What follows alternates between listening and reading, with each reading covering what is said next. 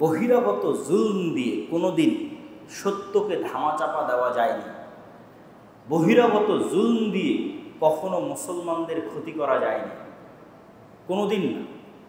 অতীতেও কোনোদিন হয়নি, আজও হবে না, ভবিষ্যতেও হবে না। মুসলমানদের সব সময় ক্ষতি হয়েছে তাদের অভ্যন্তরীণ কোন্দল আর দ্বন্দ্বের কারণে। মুসলমানদের সব সময় ক্ষতি হয়েছে তাদের নিজের মারামারির কারণে, নিজের কামড়াকামড়ির কারণে। এই নিজের মারামারি এবং কামড়াকামড়িটা আসে সত্যবাদিতা, ন্যায়পরায়ণতা এবং আমানতদারিতার অভাবের কারণে। বাহিরের কেউ আপনার এই কাজের বরকত জুলম দিয়ে ছিনিয়ে নিতে পারবে না, বরং জুলম যত বাড়বে আপনার পা তত মজবুত হবে, আপনার পা পৃথিবীতে তত মজবুত হবে, আপনার দাওয়াত তত শক্তিশালী হবে। কিন্তু আপনার এই দাওয়াত ধ্বংস হয়ে যাবে, বরকত উঠে যাবে, আজ আছে কাল নাই হয়ে যাবে যখন আমানতদারিতা, ন্যায়পরায়ণতা, সত্যবাদিতার অভাব দেখা দেবে। এবং সেই জায়গায় পারস্পরিক কোন্দল, গীবত, কামড়াকামড়ি, মারামারি এগুলো জায়গা করে নেবে তখন। এবং এতটুকু মনে রাখবেন, এই বিপরীত স্বভাবটাই হচ্ছে গোলামির স্বভাব, দাসত্বের স্বভাব। আর উদারতা, সত্যবাদিতা, ন্যায়পরায়ণতার স্বভাব হচ্ছে নেতার স্বভাব, নেতৃত্বের স্বভাব এবং বিজয়ী ব্যক্তির স্বভাব, স্বাধীন মানুষের স্বভাব। আমাদের নবী মুহাম্মদ সাল্লাল্লাহু আলাইহি ওয়াসাল্লাম স্বাধীন চেতা, উদার মনা ছিলেন। ফলত এই জিনিসগুলো তার কাছে অনেক সহজ ছিল। তার সত্যবাদিতা, তার ন্যায়পরায়ণতা, তার আমানতদারিতার কারণে মানুষ দলে দলে ইসলাম গ্রহণ করেছে। যেমনটি আমি কেরানীগঞ্জের জুমার খুতবায় অথবা ব্রাহ্মণবাড়িয়ায় বাইতুল মামুর মসজিদের দিনী ভাইদের তাদের উদ্দেশ্যে বলেছি যে আল্লাহ সুবহানাহু ওয়া তাআলার পথে দাওয়াত দেওয়া কত কঠিন কাজ। ঠিক আপনারাও এমন এক পরিবেশে দাওয়াতি কাজ করতেছেন যেখানে অনেক চ্যালেঞ্জের মুখোমুখি। তো আপনাদের জন্য এই বিষয়গুলো জেনে থাকা দরকার যে আল্লাহ সুবহানাহু ওয়া তাআলা কিভাবে পরীক্ষা নেন। আল্লাহ সুবহানাহু ওয়া তাআলা বলেন, আম হাসিবতুম আন তাদখুলুল জান্নাহ, হে ঈমানদারগণ, তোমরা কি মনে করে নিয়েছো যে তোমরা এত সহজেই জান্নাতে প্রবেশ করবে? ওয়ালাম্মা ইয়াতিকুম মাসালুল লাযীনা খালাউ মিন ক্বাবলিকুম, অথচ তোমাদের উপর সেই বাধা বিপত্তি, সেই জুলম অত্যাচার এখনো আসেনি। যেই বাধা বিপত্তি, যেই জুলম অত্যাচার তোমাদের পূর্ববর্তীদের উপর এসেছিল। মাসাতহুমুল বাসা ওয়া দাররা, এবং তাদেরকে বিপদ আপদ এমনভাবে ঘিরে ধরেছিল যে তাদের পা কেঁপে যাচ্ছিল, তারা অবিচল থাকতে পারছিল না। এমনকি তারা বলতে বাধ্য হয়েছিল, মাতা নাসরুল্লাহ, আল্লাহর সাহায্য কখন আসবে? তারা এবং নবীরা বলতে বাধ্য হয়েছিল, আল্লাহর সাহায্য কখন আসবে? তো অতীতের উম্মতগণ আল্লাহ সুবহানাহু ওয়া তাআলার উপর ঈমান আনয়নের কারণে অথবা আল্লাহ সুবহানাহু ওয়া তাআলার পথে ঈমান আনার দাওয়াত দিতে গিয়ে কি ভয়ঙ্কর পরিবেশের মুখোমুখি হয়েছিলেন তার কোনো প্রকার ঘটনা উল্লেখ ছাড়াই স্বাভাবিকভাবে আল্লাহ এই আয়াতে তুলে ধরলেন।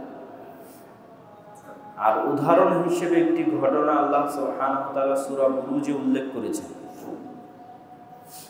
ওয়াস-সামা'i যাতিল বুরুজ ওয়াল ইয়াউমিল মাও'উদ ওয়া শাহিদুন ওয়া মাশহুদ কুতিলা আসহাবুল উখদুদ। স্তর বিশিষ্ট আসমানের শপথ, ওয়াল ইয়াউমিল মাও'উদ, ওয়াদাকৃত দিনের শপথ তথা কিয়ামতের দিনের শপথ, ওয়া শাহিদুন ওয়া মাশহুদ, দর্শক ও দর্শিতের শপথ, কুতিলা আসহাবুল উখদুদ, গর্তওয়ালাদেরকে হত্যা করা হয়েছে। কি দিয়ে? আগুনে নিক্ষেপ করে হত্যা করা হয়েছে। তো গর্তওয়ালা কারা? গর্তের অধিবাসী কারা? যাদের কথা আল্লাহ এত শপথ উল্লেখ করে বলছেন যে তাদেরকে আগুনে নিক্ষেপ করে হত্যা করা হয়েছে। সেই গর্তের অধিবাসীদের ঘটনা রাসূলুল্লাহ সাল্লাল্লাহু আলাইহি ওয়াসাল্লাম হাদিসে উল্লেখ করেছেন। যা সহিহ মুসলিম সহ অন্যান্য হাদিস গ্রন্থে এভাবে বর্ণিত হয়েছে। এই ঘটনাটি আমাদের জন্য শিক্ষণীয়। কানা মালিকুন ফিমান ক্বাবলাকুম, তোমাদের পূর্বে শত বছর হাজার বছর পূর্বে একজন বাদশাহ বসবাস করত। ওয়া কানা লাহু সাহিরুন, এবং তার একজন বিশেষ যোগ্যতা সম্পন্ন জাদুকর ছিল, জ্যোতির্বিদ ছিল, যে বাদশাকে অতীত বর্তমান ভবিষ্যতের জ্ঞান দিয়ে জাদুবিদ্যা দিয়ে সহযোগিতা করত। ফালাম্মা কাবিরা ক্বালা লিল মালিক ইন্নী ক্বাদ কাবিরতু ফাবআস ইলাইয়া গুলামান ওয়াআল্লিমহু সিহর, যখন এই জাদুকর বয়োবৃদ্ধ হয়ে গেল, জীবন শেষ হওয়ার পথে, তখন সে বাদশাকে উল্লেখ করে বলছে, আমি তো বয়োবৃদ্ধ হয়ে গেছি, কবে মরি কবে বাঁচি তার ঠিক নাই, আপনি একজন ছাত্র দেন খুব মেধাবী, ওয়াল্লিমুহু সিহরা, যাকে আমি আমার জ্ঞান, আমার বিদ্যা, জ্যোতির্বিদ্যা এবং জাদুবিদ্যা শিখিয়ে যাব। ফাবাআসা ইলাইহি গুলামান ইউআল্লিমুহু,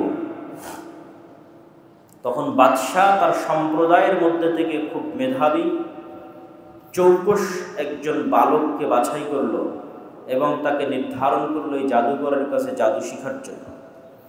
ফাকানা ফি তরিকিহি ইযা সালাকা রাহিবুন ফাকাআদা ইলাইহি ওয়া সামিআ কালামা, এই বাচ্চার বাড়ি থেকে জাদুকরের দার্সগাহ, ক্লাসরুমে যেতে, স্কুলে যেতে, তার কাছে দার্স নিতে যেতে রাস্তায় এক পাদ্রীর বাড়ি পড়ে, খ্রিস্টান ধর্মগুরু পাদ্রী।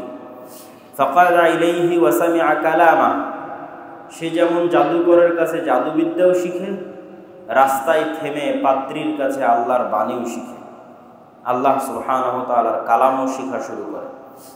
ফাআজাবাহ, ধীরে ধীরে তার কাছে জাদুকরের চাইতে পাদ্রীর শিখানো কথাগুলো ভালো লাগতে লাগে।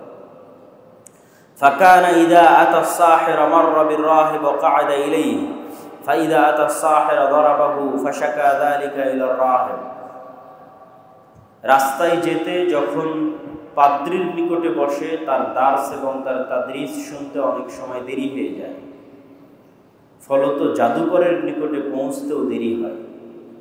তা একদিন জাদুকর তাকে শাস্তি আরোপ করে, জেনে বুঝে হোক অথবা না জেনে হোক, দেরি হওয়ার কারণে শাস্তি প্রদান করে। সেই শাস্তির বর্ণনা এই বালক পাদ্রীর নিকটে তুলে ধরে।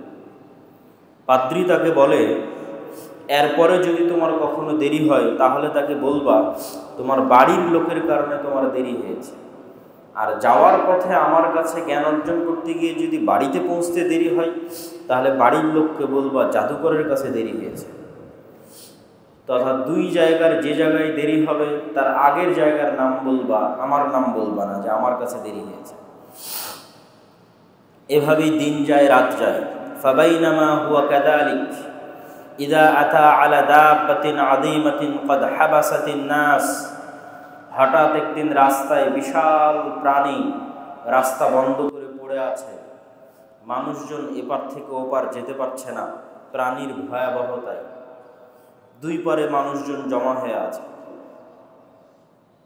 তখন এই বালক বলল, আজকেই সুযোগ, আমি জেনে নিতে চাই জাদুকর সত্যবাদী না পাদ্রী সত্যবাদী, কে সত্যবাদী।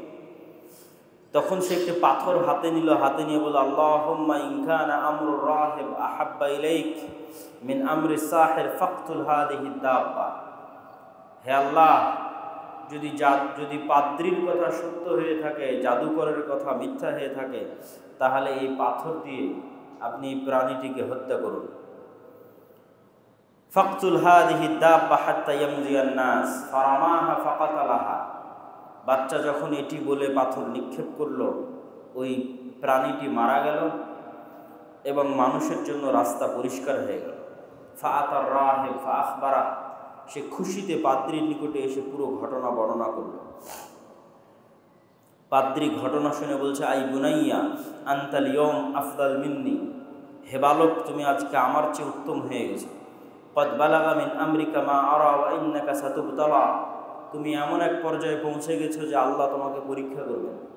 ফাইন ইবতুলিতা ফালা তাদুল্লু আলাইয়া, যদি আল্লাহ তোমাকে পরীক্ষা করে তাহলে আমার নাম বলিও না। এই যে এটি হলো আমাদের মূল আলোচ্য বিষয়। পাদ্রী তাকে বলছে যে তুমি এমন এক পর্যায়ে পৌঁছে গেছো যে আল্লাহ সুবহানাহু ওয়া তাআলা তোমাকে পরীক্ষা করবে। তথা মানুষ যখন জ্ঞানের অথবা দাওয়াতের যে কোনো কিছুর ভালো পর্যায়ে পৌঁছে তখন আল্লাহ সুবহানাহু ওয়া তাআলার পক্ষ থেকে পরীক্ষা আসে।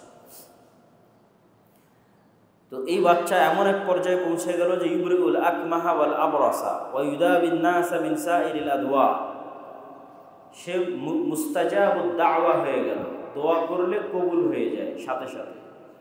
তো কোনো ব্যক্তি যখন অন্ধ অবস্থায় আসে দোয়া করে ফু দিয়ে দিলে অন্ধত্ব ভালো হয়ে যায়, অসুস্থতা নিয়ে আসে দোয়া করে দিলে অসুস্থতা ভালো হয়ে যায়। এই খবর একদিন জালিসুল লিল মালিক, বাদশার এক মন্ত্রীর নিকটে পৌঁছে গেল। বাদশার মন্ত্রী অন্ধ ছিল। তো বাদশার সেই মন্ত্রী অনেক হাদিয়া তোহফা সহ এই বালকের নিকট উপস্থিত হয়ে বলছে, ইন আনতা শাফিতানি ফাকালা ইন্নী লা আশফি আহাদান ইন্নামা ইয়াশফিল্লাহ। মন্ত্রী বলছে, আমি শুনেছি তুমি অনেক মানুষকে আরোগ্য দান করো, তো আমার এই অন্ধত্ব একটু ভালো করে দাও। বালক উত্তরে বলছে, লা আশফি আহাদা, আমি কাউকে আরোগ্য দান করি না, ইন্নামা ইয়াশফিল্লাহ, বরং আল্লাহ আরোগ্য দান করে। ফাইন আনতা আমানতা বিল্লাহি দাআউতুল্লাহ, যদি তুমি আল্লাহর উপর ঈমান আনয়ন করো আমি তোমার জন্য আল্লাহর কাছে দোয়া করতে পারি। ফাশাফাক আল্লাহ, আল্লাহর উপর ঈমান আনয়ন করলে এবং আমি দোয়া যদি করি আল্লাহ যদি দোয়া কবুল করে আল্লাহ তোমাকে ভালো করেও দিতে পারে। ফাআমানা বিল্লাহ ফাশাফাহুল্লাহ, ওই মন্ত্রী তখন আল্লাহর উপর ঈমান আনয়ন করলো, বালক আল্লাহর কাছে দোয়া করলো, ওই মন্ত্রী অসুস্থতা থেকে সুস্থ হয়ে গেল, অন্ধত্ব ভালো হয়ে গেল। ফাআতাল মালিক ফাজালাসা ইলাইহি কামা কানা ইয়াজলিস, পরের দিন যখন মন্ত্রী সভায় গেছে বাদশাহ তাকে দেখে আশ্চর্য, বলছে, মান রাদ্দা আলাইকা বাসারাক, কি ব্যাপার তুমি চক্ষু কিভাবে ফিরে পেলে? তখন মন্ত্রী বলছে, রব্বি, আমার প্রতিপালক আমাকে চক্ষু ফিরিয়ে দিয়েছেন। ক্বালা ওয়ালাকা রব্বুন গায়রি, বাদশাহ বলছে, তোমার কি আমার ব্যতীত অন্য কোনো প্রতিপালক আছে? তখন মন্ত্রী বলছে, রব্বি ওয়া রব্বুকাল্লাহ, আমার এবং আপনার সবার প্রতিপালক আল্লাহ। ফাআখাযাহু ফালাম ইয়াজাল ইউআযযিবুহু, বাদশাহ তখন তাকে গ্রেফতার করলো এবং তাকে শাস্তি প্রদান শুরু করলো।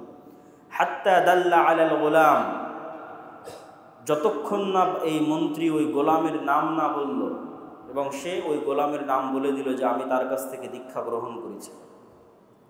ফাকালা লাহুল মালিক আই বুনাইয়া ক্বাদ বালাগা মিন সিহরিক মা তুবরিউল আকমাহ ওয়াল আবরাস ওয়া তাফআল। ফাকালা ইন্নী লা আশফি আহাদান ইন্নামা ইয়াশফিল্লাহ।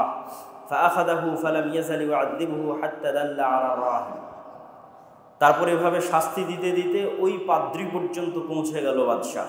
ফাজিআ বির রাহিব, তারপরে সেই রাহিবকে ডেকে আনা হলো। ফাকিল লাহু ইরজি আন দীনিক, সেই পাদ্রীকে ডেকে আনা হলো। বাদশাহ বলল, তুমি সকল নষ্টের মূল, তদন্তে এটি প্রমাণিত হয়েছে। ইরজি আন দীনিক, তোমার দিন থেকে ফিরে আসো। তখন পাদ্রী বলল, ফাআবা, সে দিন থেকে ফিরে আসতে অস্বীকার করলো। ফাদাআ বিল মিনশার ফাওয়াদা আল মিশারা ফি মাফরাকি রাসিহি ফাশাক্কাহু, তখন বাদশাহ একটি করাত নিয়ে একজন কাঠুরেকে ডেকে পাঠালো এবং করাত এই পাদ্রীর মাথার উপর বসানো হলো এবং চিড়ে পা পর্যন্ত ফেড়ে দেওয়া হলো। ফাশাক্কাহু হাত্তা ওয়াকা শিক্কাহু সুম্মা জিআ বিজালিসিল মালিক ফাকিল লাহু ইরজি আন দীনিক, তারপর মন্ত্রীকে বলা হলো তুমিও তোমার দিন থেকে ফিরে আসো। ফাআবা, সেও তার দিন থেকে ফিরে আসতে অস্বীকার করল। ফাওয়াদা আল মিশারা ফি মিফরাকি রাসিহি, তাকেও একইভাবে করাত দিয়ে চিড়ে ফেলা হলো। ওয়াকা শিক্কাহু সুম্মা জিআ বিল গোলাম ফাকিল লাহু ইরজি আন দীনিক, যখন গোলামের কাছে আসলো যে তুমি তোমার দিন থেকে ফিরে আসো, গোলামও দিন থেকে ফিরে আসতে অস্বীকার করল। তখন বাদশাহ গোলামের জন্য এক অভিনব শাস্তির ব্যবস্থা করলেন। বলে, নিযহাবু বিহি ইলা জাবাল কাযা ওয়া কাযা ফাসআদু বিহিল জাবাল ফাইদা বালাগতুম দারওয়াতাহু ফাইন রাজা আন দীনিহি ওয়া ইল্লা ফাতরাহু। বাদশাহ তার মন্ত্রী সভাসদ বা কর্মচারী যারা আছে তাদেরকে বলল, এই বালককে নিয়ে তোমরা এই দেশের সর্বোচ্চ পাহাড়ে চলে যাও, সর্বোচ্চ পাহাড়ের চূড়ায় গিয়ে তাকে বলো সে তার দিন থেকে ফিরে আসে কিনা। যদি সে তার দিন থেকে ফিরে না আসে তাহলে পাহাড়ের সর্বোচ্চ চূড়া থেকে তাকে নিক্ষেপ করে দাও। ফাতরাহু ফাযাহাবু বিহি ফাসাইদু বিহিল জাবাল, তারা তাকে নিয়ে সেই পাহাড়ের সর্বোচ্চ চূড়ায় পৌঁছে গেল। বালক আল্লাহ সুবহানাহু ওয়া তাআলার নিকটে দোয়া করে বলল, আল্লাহুম্মা কফিনিহিম বিমা শি'ত, হে আল্লাহ আপনি তাদের পক্ষ থেকে আমার জন্য যথেষ্ট হয়ে যান যেভাবে আপনি চান।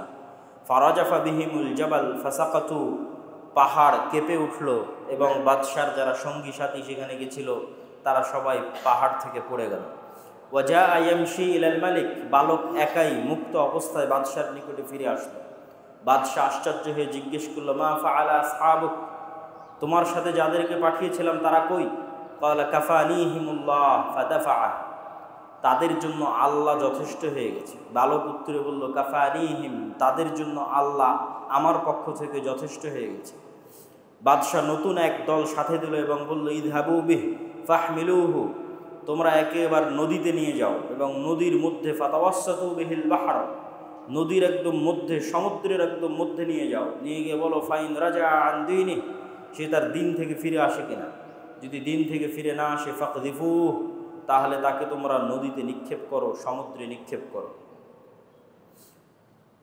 তখন বাদশার সঙ্গী সাথী তাকে নিয়ে নদীর মধ্যে, সমুদ্রের মধ্যে চলে গেল। বালক আল্লাহর কাছে দোয়া করল, আল্লাহুম্মা কফিনিহিম বিমা শি'ত, হে আল্লাহ আপনি তাদের পক্ষ থেকে আমার জন্য যথেষ্ট হয়ে যান। ফানকাফাত বিহিমুস সাফিনা ফাগরিকু, সমুদ্রে ঢেউ উঠতে লাগলো, নৌকা উলট পালট খেতে লাগলো, অন্যরা সবাই পড়ে গেল। ফাগরিকু, পড়ে ডুবে গেল।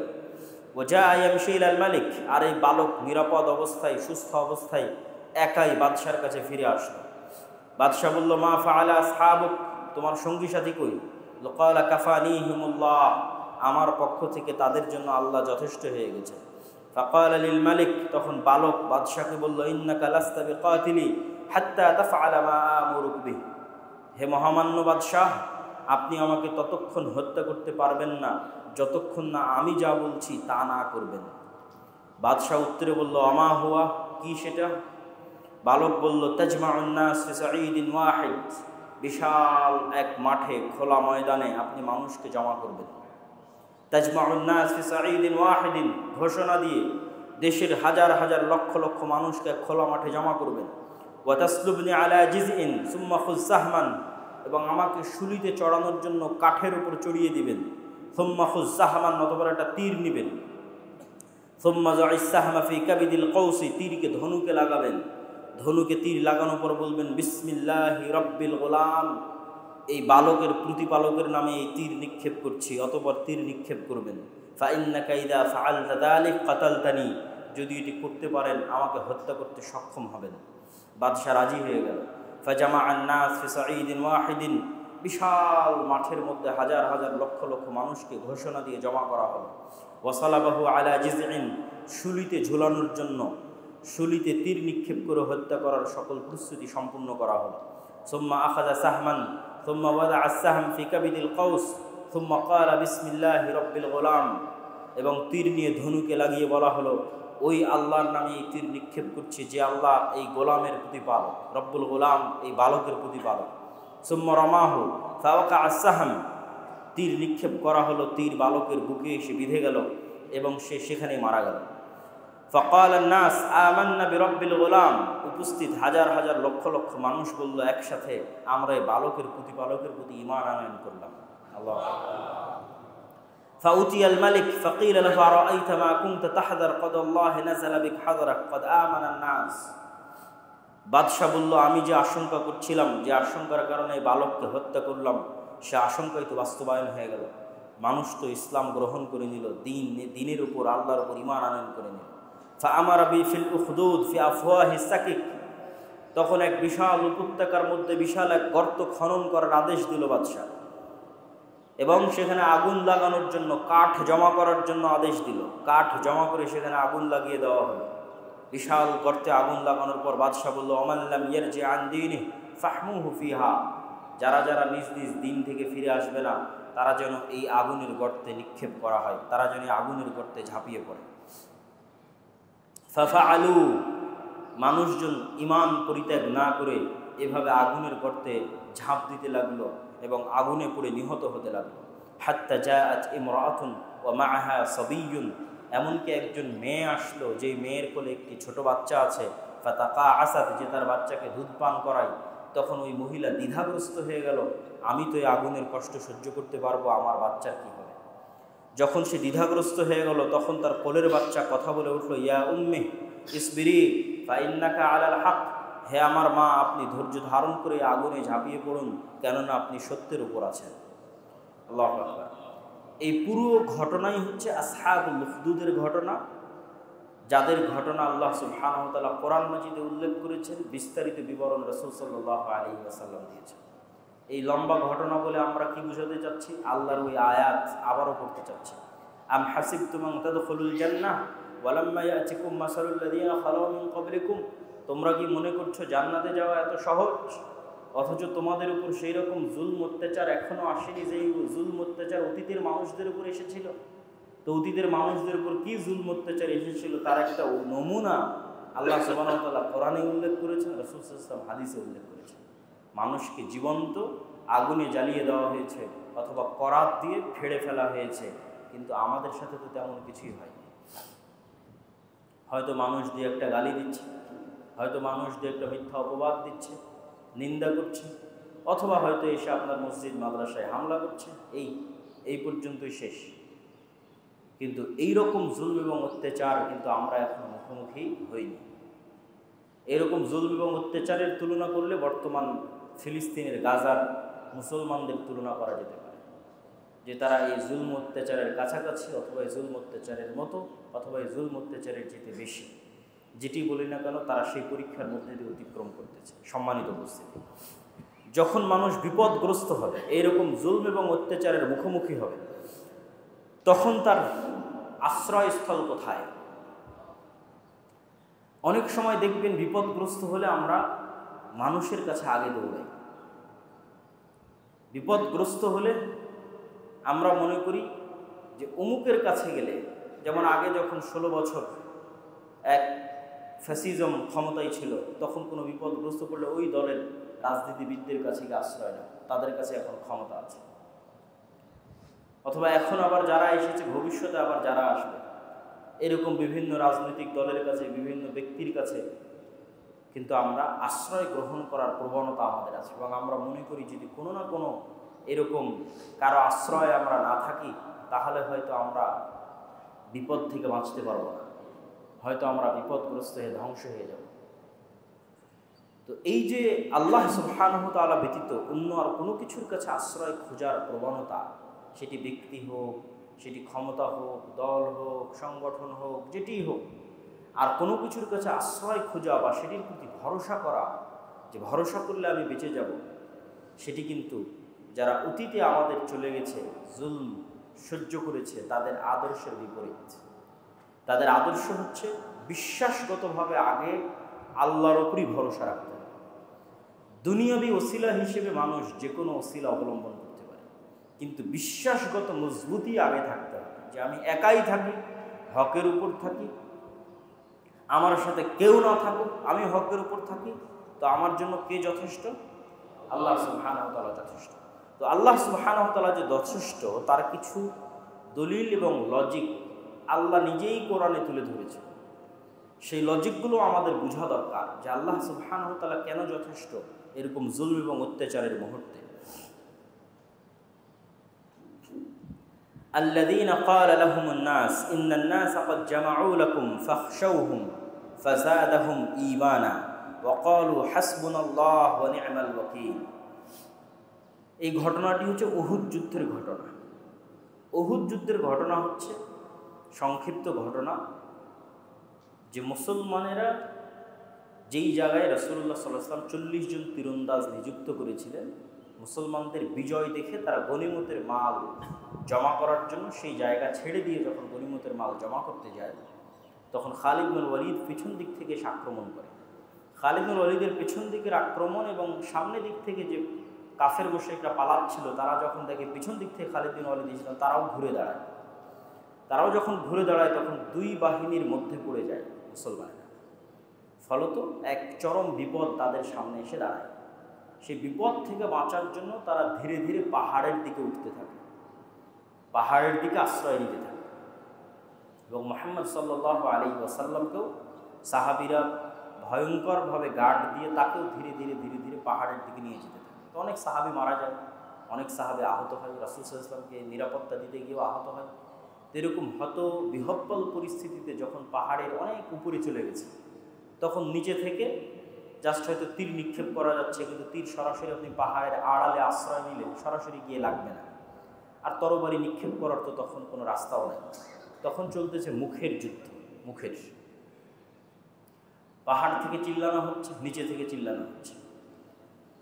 তো নিচে থেকে চিল্লিয়ে মক্কার কাফের মুশরিকরা বলছে যে আল্লাযীনা ক্বালা লাহুমুন নাস ইন্নান নাসা ক্বাদ জামাউ লাকুম, বলছে আমরা আরো বড় সৈন্য সামন্ত মক্কা থেকে নিয়ে এসে জমা করতেছি, তোমরা কোথায় যাবা দেখতেছি, কেমনে তোমরা আশ্রয় নেবা দেখতেছি, আরও এরকম শত শত মানুষ আসতেছে মক্কা থেকে তোমাদেরকে ধরার জন্য। তো এটা নিচ থেকে চিল্লানো হচ্ছে। তো এই নিচ থেকে চিল্লিয়ে যে তারা ভয় দেখাচ্ছে সাহাবীদেরকে, তো আল্লাহ সুবহানাহু ওয়া তাআলা কোরআন মাজিদে বলছে ফাযাদাহুম ঈমানা, এই ভয় দেখানোতে সাহাবীদের ঈমান আরো বেড়ে গেল।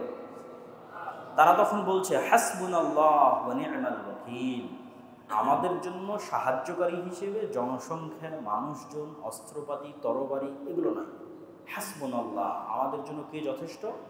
আল্লাহ যথেষ্ট। ওয়া নি'মাল ওয়াকিল, এবং আমাদের প্রকৃত এবং উত্তম অভিভাবক, দায়িত্বশীল হচ্ছেন আল্লাহ সুবহানাহু ওয়া তাআলা। ওয়াকিল শব্দের অর্থ হচ্ছে দায়িত্বশীল, শাব্দিক অর্থ। আমরা যখন কোনো মামলা লড়ি আদালতে, তখন আপনি নিজেও কিন্তু সেই মামলা লড়ার অধিকার রাখেন, যে আসামি সে নিজেই তার মামলা মুভ করতে পারে, কেউ বাধা দিবে না আপনাকে।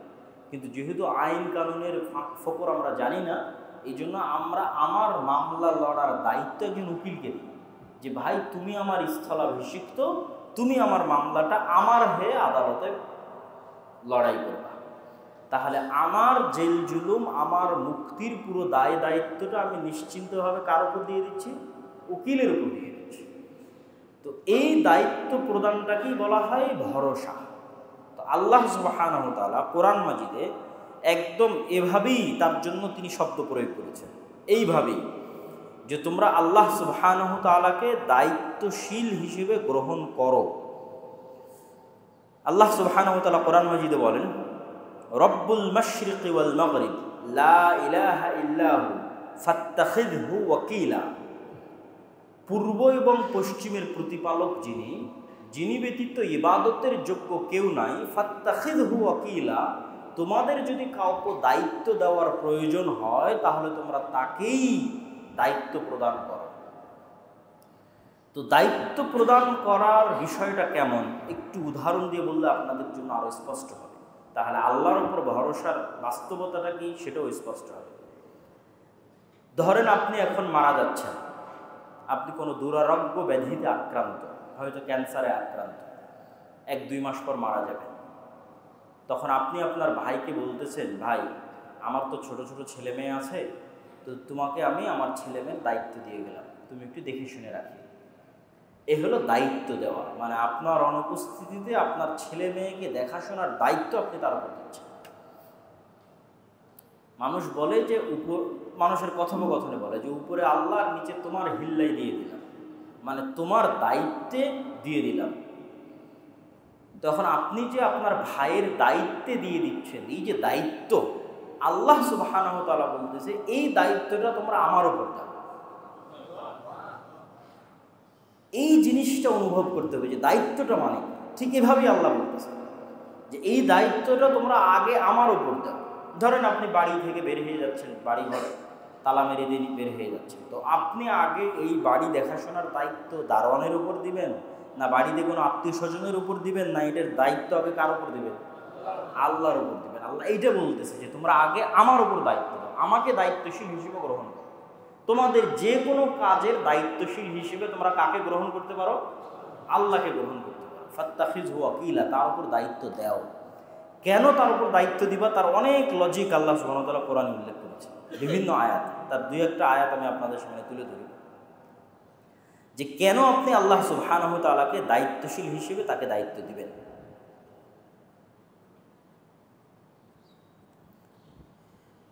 ওয়ালিল্লাহি মা ফিস সামাওয়াতি ওয়া মা ফিল আরদ ওয়া কাফা বিল্লাহি ওয়াকিলা।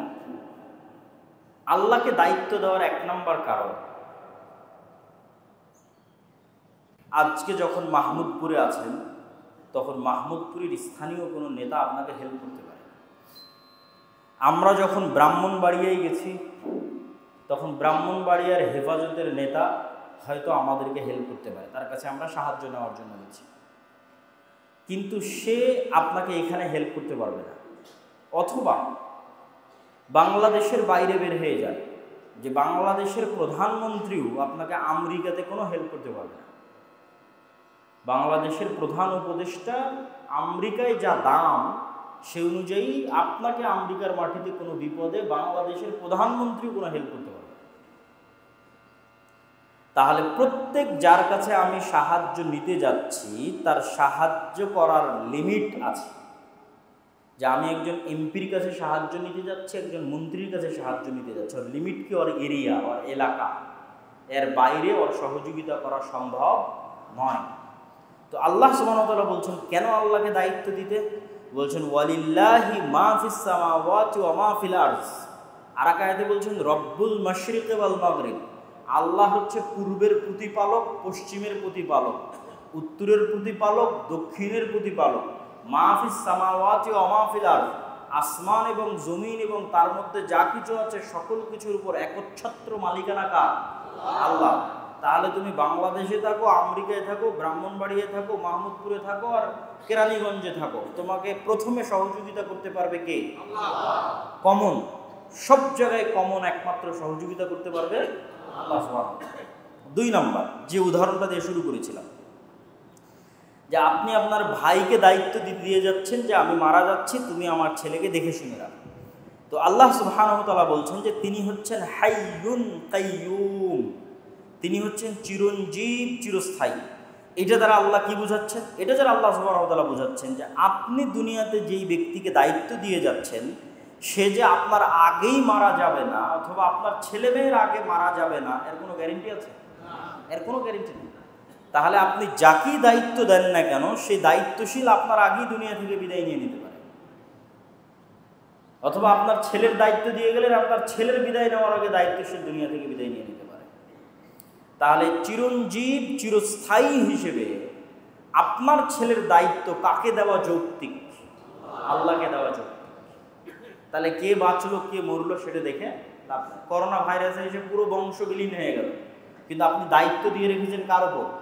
আল্লাহ সুবহানাহু ওয়া তাআলা।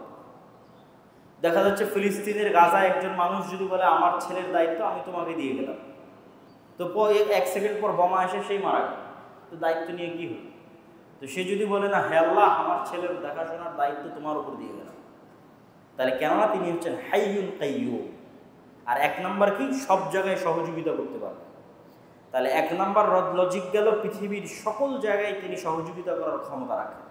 2 নম্বর লজিক গেল তিনি চিরঞ্জীব, চিরস্থায়ী, কখনো মৃত্যুবরণ করেন না। এবার 3 নম্বর, আল্লাহ সুবহানাহু ওয়া তাআলাকে যখনই আমরা চাই না কেন, তখনই আমরা আল্লাহ সুবহানাহু ওয়া তাআলাকে সাথে যোগাযোগ করতে পারি, সম্পর্ক স্থাপন করতে পারি। এটা একটা বড় বিষয়, যে আপনার যত বড় ব্যক্তি পরিচিত থাক, জুলাইয়ের আন্দোলনের সময় 1 সপ্তাহ ব্যাপী ইন্টারনেট বন্ধ ছিল। অনেক সময় অনেক জঙ্গলে চলে যাবেন, গ্রাম অঞ্চলে চলে যাবেন, নেটওয়ার্ক নাই। পৃথিবীতে কোনো একটা বড় কিছু ঘটে গেল, কোনো মোবাইলে নেটওয়ার্ক নাই। তাহলে আপনি যে ওর সাথে যোগাযোগ করে সহযোগিতা চাইবেন, সে যোগাযোগেরই তো ব্যবস্থা নেই। সমুদ্রের মধ্যে আছেন, মরুভূমির মধ্যে আছেন, জঙ্গলের মধ্যে আছেন, সহযোগিতা যে নেবেন মানুষের কাছে। দেখা যাচ্ছে সমুদ্রের মধ্যে একটা জাহাজ ডুবতেছে, তো সেই জাহাজের ব্যক্তি এখন সহযোগিতা চাচ্ছে পার্শ্ববর্তী আর এক জাহাজের কাছে, যোগাযোগই হয় না, তো কি সাহায্য চাই? তাহলে এই প্রত্যেকটা যার উপর মানুষ ভরসা করতেছে, এগুলো একটাও স্বয়ং সম্পূর্ণ না। ওই ব্যক্তিটা যদি মনে করতো এখন ইনস্ট্যান্ট যার সাথে যে কোনো সময় যোগাযোগ করা সম্ভব, যার সাথে সম্পর্ক স্থাপন করা সম্ভব, তিনি কে? আল্লাহ। তাহলে তখন সে আল্লাহর উপর দায়িত্ব দিত এবং আল্লাহর উপর ভরসা স্থাপন করতো যে আল্লাহ এই বিপদ থেকে আপনি আমাদের উদ্ধার করেন। তারপরে তখন আল্লাহ ব্যবস্থা তৈরি করে দিবে, কাকে কার মাধ্যম দিয়ে আপনার সহযোগিতা করাবে তার ব্যবস্থা তৈরি করে দিবে। তো এই তিনটা বড় বড় লজিক, যে লজিকগুলো আল্লাহ সুবহানাহু ওয়া তাআলা নিজে কোরআন মাজিদে তুলে ধরেছেন এবং বারবার আল্লাহ বলতে থেকেছেন যে ওয়াকাফা বিল্লাহি ওয়াকিলা, দায়িত্বশীল হিসেবে আল্লাহ সুবহানাহু ওয়া তাআলা যথেষ্ট। ওয়া কাফা বিরাব্বিকা ওয়াকিলা, দায়িত্বশীল হিসেবে আপনার প্রতিপালক যথেষ্ট। আল্লাহু খালিকু কুল্লি শাইইন ওয়া হুয়া আলা কুল্লি শাইইন ওয়াকিল, আল্লাহ সুবহানাহু ওয়া তাআলা সকল কিছুর দায়িত্বশীল হিসেবে যথেষ্ট। এবং আরও অসংখ্য আয়াতে আল্লাহ সুবহানাহু ওয়া তাআলা তার উপর ভরসা করার আদেশ দিয়েছেন। ওয়া আলাল্লাহি ফালিয়াতাওয়াক্কালিল মুমিনুন, মুমিনেরা আল্লাহর উপরই ভরসা করে। ফাকুল হাসবিয়াল্লাহ লা ইলাহা ইল্লাহু আলাইহি তাওয়াক্কালতু ওয়া হুয়া রাব্বুল আরশিল আযীম, আমার জন্য আল্লাহই যথেষ্ট, আমি আল্লাহর উপরই ভরসা স্থাপন করি, তিনি আরশে আজিমের মালিক। ইন্নী তাওয়াক্কালতু আলাল্লাহ রাব্বি ওয়া রাব্বুকুম, আমি আমার এবং তোমাদের প্রতিপালক আল্লাহর উপর ভরসা করি। তাওয়াক্কালতু আলাইহি ফালাতাওয়াক্কালিল মুতাওয়াক্কিলুন, আল্লাহ সুবহানাহু ওয়া তাআলার উপরই মুমিনগণ ভরসা স্থাপন করে থাকেন। এরকম অসংখ্য আয়াতে আল্লাহ সুবহানাহু ওয়া তাআলা তার উপর ভরসা করার আদেশ এবং আহ্বান দিয়েছেন। সম্মানিত উপস্থিতি, তাহলে আমাদের এই আলোচনার দ্বিতীয় অংশ থেকে আমরা যেটি বুঝাতে চাইলাম, আমাদের আলোচনার প্রথম অংশ ছিল দাওয়াতি কাজ করলে বাধা বিপত্তি, জুলম, অত্যাচার, নিন্দা, অপবাদ আসবেই। তো আমাদের উপর অতীতের উম্মতের মতো এখনো আসেনি। সুতরাং মানসিকভাবে প্রস্তুত থাকতে হবে আসার জন্য, ওই পরীক্ষায় উত্তীর্ণ হওয়ার জন্য।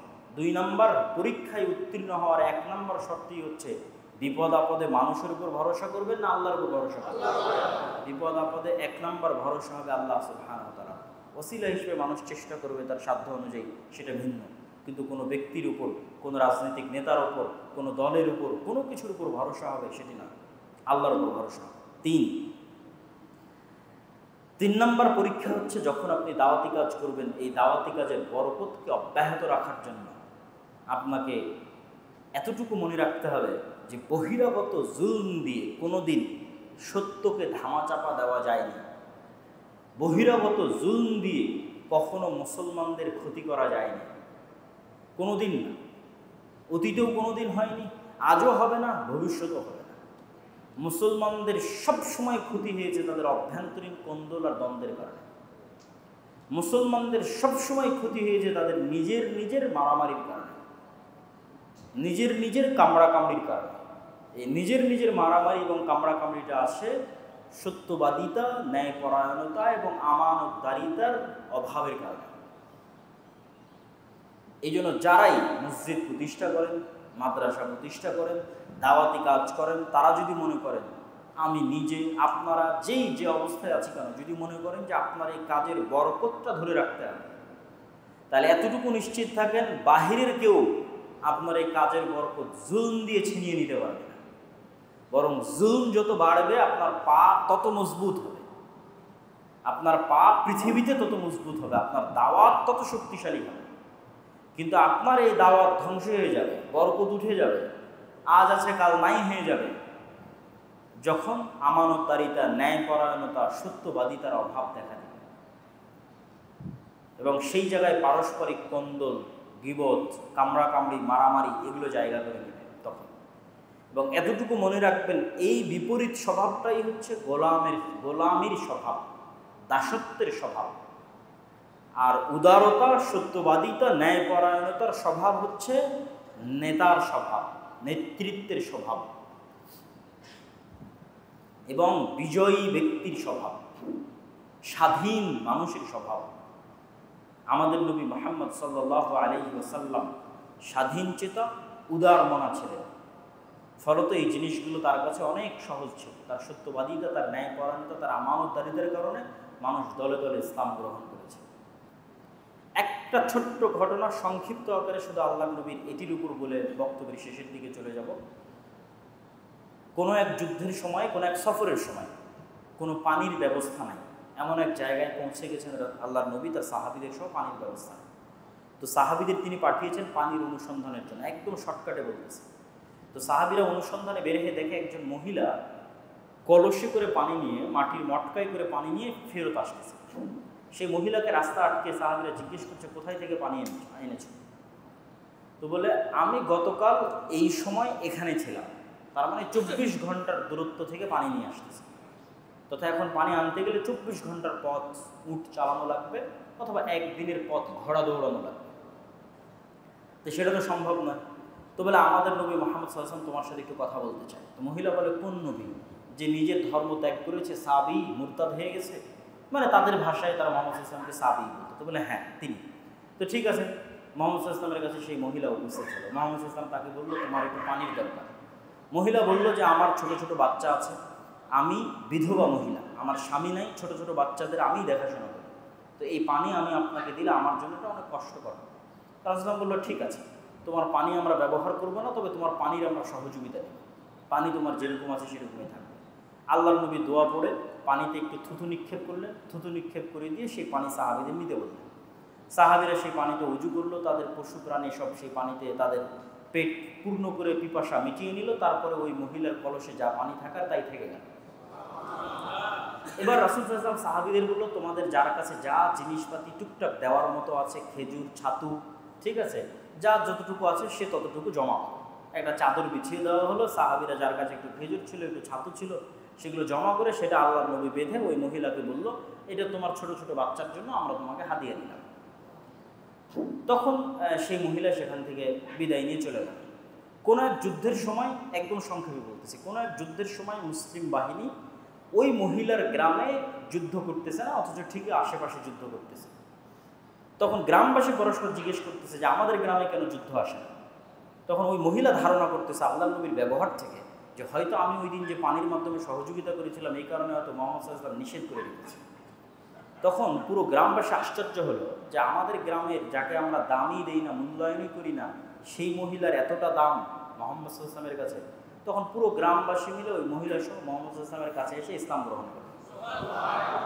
তো এখান থেকে যতটুকু শিক্ষা সেটা হচ্ছে, ধরেন আমার এবং আপনার মতো যদি মুসলমান হতো, যে মুসলমানের স্বভাবের মধ্যে গোলামি আছে, মানে কামড়া কামড়ি, মারামারি, হিংসা বিদ্বেষ, ওকে টেনে নামানো, ওরটা ছিনিয়ে নেওয়া, সে গিয়েই আগে ওই মহিলাকে বলতো এই তুই তো কাফের মুরতাদ, দে তোর পানি দে, তোর পানি আমার লাগবে। কেন? গোলামের স্বভাব কি? একটা টাকার জন্য কাড়াকাড়ি করা, একটা টাকার জন্য মারামারি করা, কাকে কত নিচে নামানো যায় তার জন্য চেষ্টা করা, গীবত, তুহমত, অপবাদ দিয়ে ধ্বংস করে দেওয়া। তো সেই কাজটাই কিন্তু করা হতো। কিন্তু সেই কাজটা না করে সাহাবীরা কি বললেন, আপনার সাথে কথা বলবে, আসেন।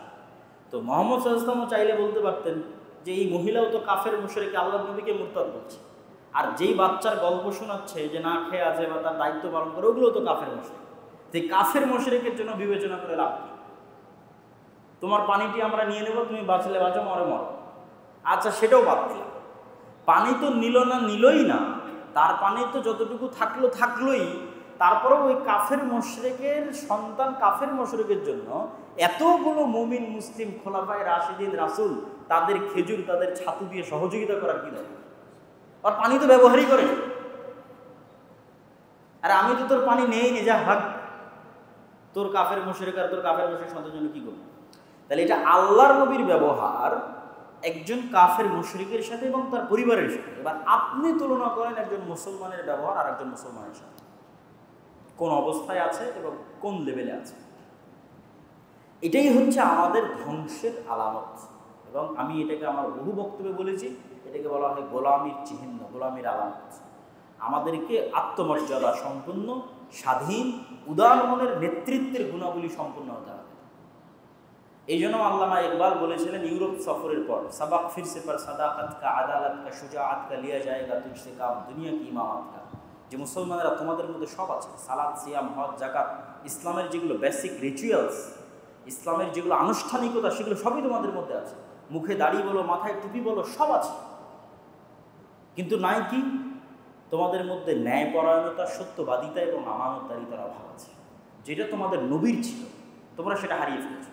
ধরেন, উদাহরণ হিসেবে ধরেন এই জামালপুরে কত মানুষ আপনারা এখানে মসজিদে এসেছেন, সালাত আদায় করছেন, সিয়াম পালন করছেন, হজ করছেন, ওমরা করছেন, কিন্তু দেখেন আপনার বোনকে তার বাপের সম্পত্তিতে আপনি ন্যায়ের ভিত্তিতে সম্পত্তি বুঝিয়ে দেন।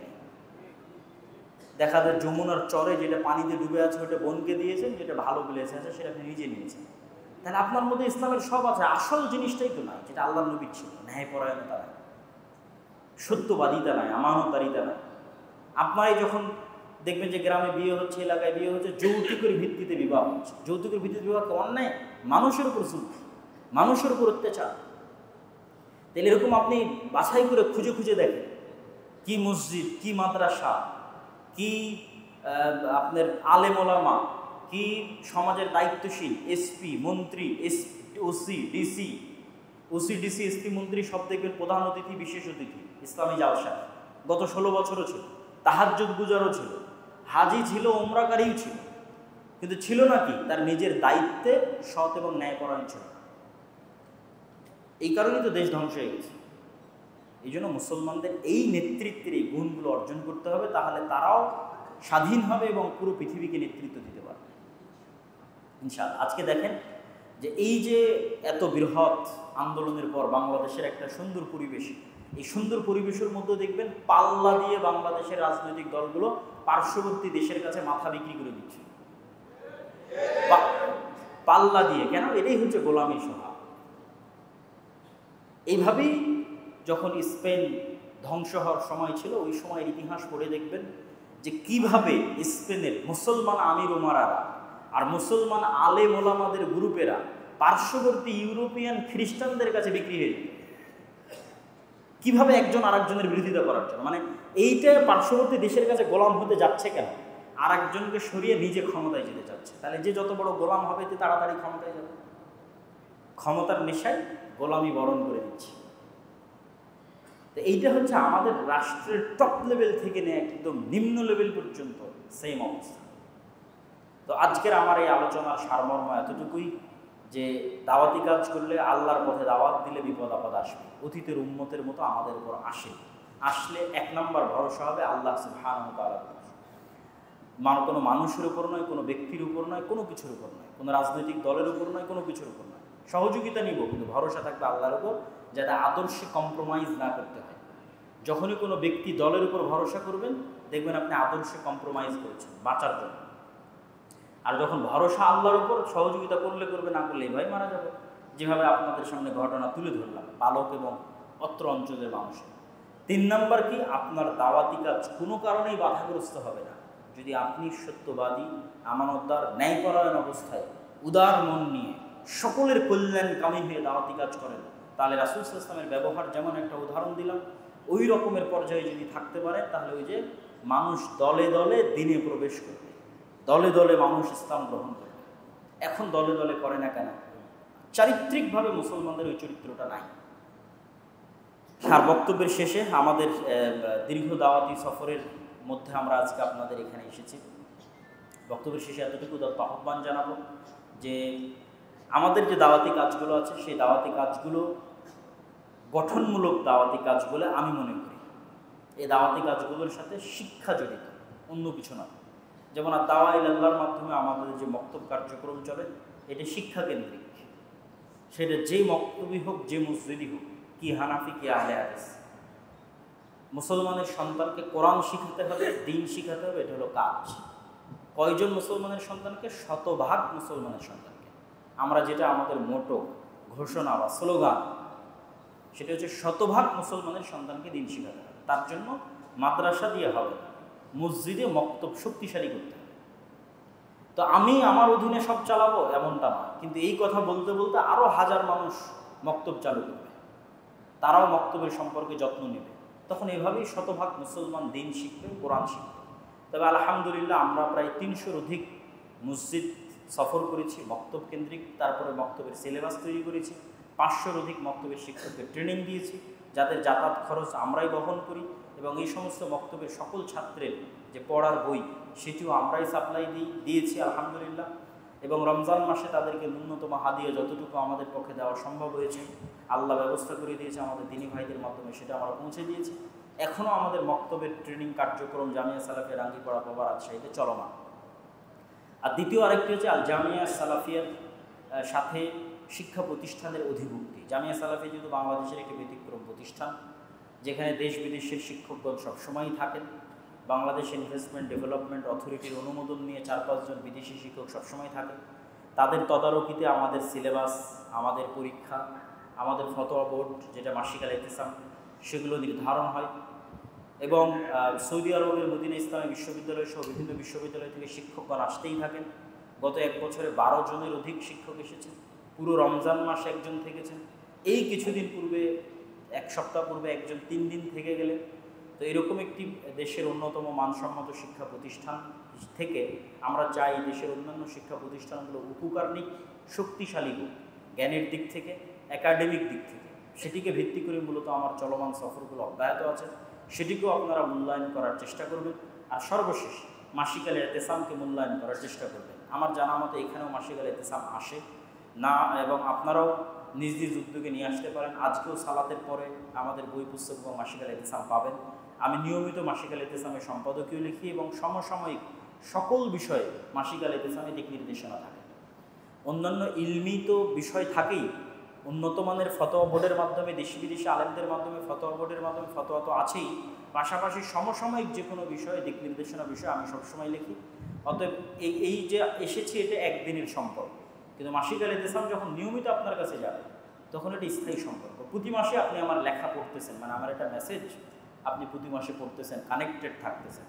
তো আপনাদের প্রতি এই উদাত্ত আহ্বান রেখে সবাইকে ঐক্যবদ্ধভাবে পারস্পরিক ভ্রাতৃত্ব বজায় রেখে সত্যবাদিতা, ন্যায়পরায়ণতা, আমানতদারিতার সাথে নির্ভয়ে আল্লাহর উপর ভরসা করে দাওয়াতি কাজ চালিয়ে যাওয়ার উদাত্ত আহ্বান জানিয়ে আমরা আল্লাহ সুবহানাহু ওয়া তাআলার নিকটে বলতে চাই যে আল্লাহ সুবহানাহু ওয়া তাআলা আমাদের এই কার্যক্রমগুলোকে কবুল করুক, আল্লাহুম্মা আমিন। যারা এই মসজিদ তৈরি করছেন, এই মসজিদ তৈরিতে আপনারা সহযোগিতা করবেন। দান অত্যন্ত শক্তিশালী ইবাদত, যেই শক্তিশালী ইবাদত কিয়ামতের মাঠে কাজে দিবে। যেমন দুনিয়াতে টাকা দিয়ে বাঁচা যায়, কিয়ামতের মাঠেও টাকা দিয়ে বাঁচা যাবে। দুনিয়াতে কিভাবে টাকা দিয়ে বাঁচা যায়? রমজানে যদি দিনের বেলায় স্ত্রীর কাছে যান তাহলে আল্লাহ বলেছেন একজন গোলাম আজাদ করতে হবে অথবা 60 জন মিসকিনকে খাওয়াতে হবে। তো 60 জন মিসকিনকে খাওয়াতে টাকা লাগে, গোলাম আজাদ করতে টাকা লাগে। হজে গিয়ে যদি কোনো আমল ছুটে যায় তাহলে আল্লাহ নবী বলেছে দম দিতে হবে। দম মানে একটা খাসি কিনতে, একটা ছাগল কিনতে, একটা দুম্বা কিনতে, একটা ভেড়া কিনতে টাকা লাগে। তো দুনিয়াতেই বিভিন্ন ইবাদতের বিভিন্ন ভুলের কাফারা টাকা দিয়ে আদায় হয়, তার বিধান আছে। অসংখ্য গুনাহের কাফারা দুনিয়াতে টাকা দিয়ে আদায় করার ব্যবস্থা আছে। এই একই সিস্টেম কিয়ামতের মাঠে থাকবে, কিন্তু কিয়ামতের মাঠে নতুন করে টাকা পাওয়া যাবে না।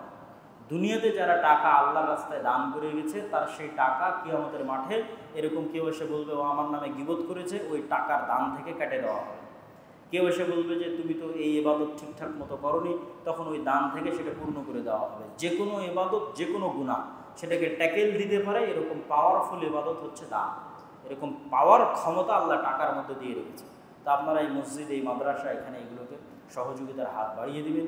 আল্লাহ সুবহানাহু ওয়া তাআলা আপনাদেরকে কবুল করুক, আমাদেরকে কবুল করুক, আল্লাহুম্মা আমিন। আলহামদুলিল্লাহ ওয়াহদা ওয়াসসালাতু ওয়াসসালামু আলা মান লা নাবিয়্যা বা'দা। ইয়া আইয়ুহাল্লাযীনা আমানু সাল্লু আলাইহি ওয়া সাল্লিমু তাসলিমা। আল্লাহুম্মা সাল্লি আলা মুহাম্মাদ ওয়া আলা আলি মুহাম্মাদ কামা সাল্লাইতা আলা ইব্রাহিম ওয়া আলা আলি ইব্রাহিম ইন্নাকা হামিদুম মাজিদ। আল্লাহুম্মা বারিক আলা মুহাম্মাদ ওয়া আলা আলি মুহাম্মাদ কামা বারাকতা আলা ইব্রাহিম ওয়া আলা আলি ইব্রাহিম ইন্নাকা হামিদুম মাজিদ। ربنا ظلمنا أنفسنا وإن لم تغفر لنا وترحمنا لنكونن من الخاسرين. ربنا آتنا في الدنيا حسنة وفي الآخرة حسنة وقنا عذاب النار. رب ارحمهما كما ربياني صغيرا. رب ارحمهما كما ربياني صغيرا. رب ارحمهما كما